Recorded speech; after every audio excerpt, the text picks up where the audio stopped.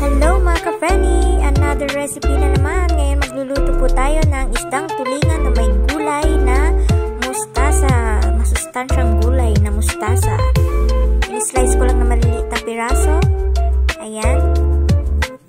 Gagamit din tayo ng luya. Ayan. I-slice ko lang na maliliit na piraso. Tapos, tinadtad na bawang. Tsaka, in-slice na sibuyas.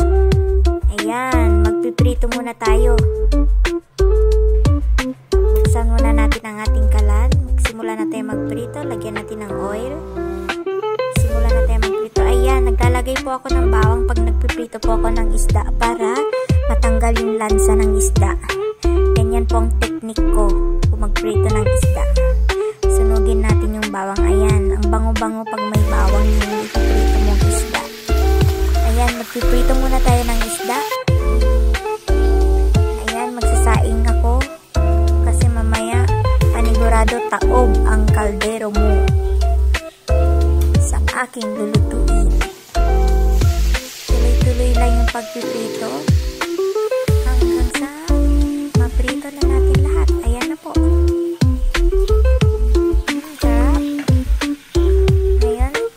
Na po tayo ng ating recipe.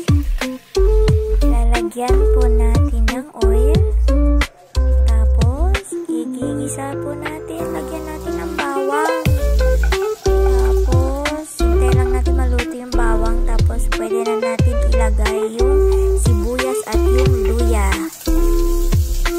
Ayan. Tapos, pwede na natin ilagay yung isda.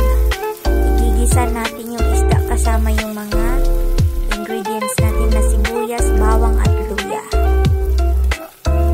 Ayan. Tapos lalagyan natin ng konting sabaw. Parang may sabaw naman siya. Kahit konti lang. Hindi ako naglagay ng toyo. Lagyan natin ng paminta para malasa. Lagyan natin ng konting asin. Konti lang kasi may asin na yung isda natin. Takpan muna natin hanggang sa kumulo. Tatakpan muna natin siya. Hintayin natin kumulo. Ayan, kumulo na po. Pwede na natin ilagay yung gulay. Yung unang gulay ilalagay natin is yung batang ng mustasa. Pwede natin ilalagay yan. Takpan muna natin hanggang sa kumulo. Lagyan din natin ng sili para maanghang-anghang siya konti.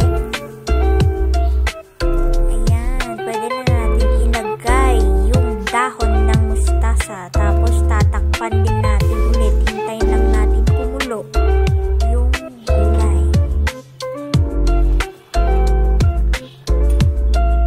Ayan, luto na po. Ayan, ang sarap. Pwede na tayong mag-dinner.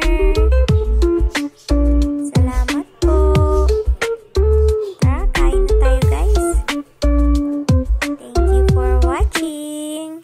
Please like and subscribe.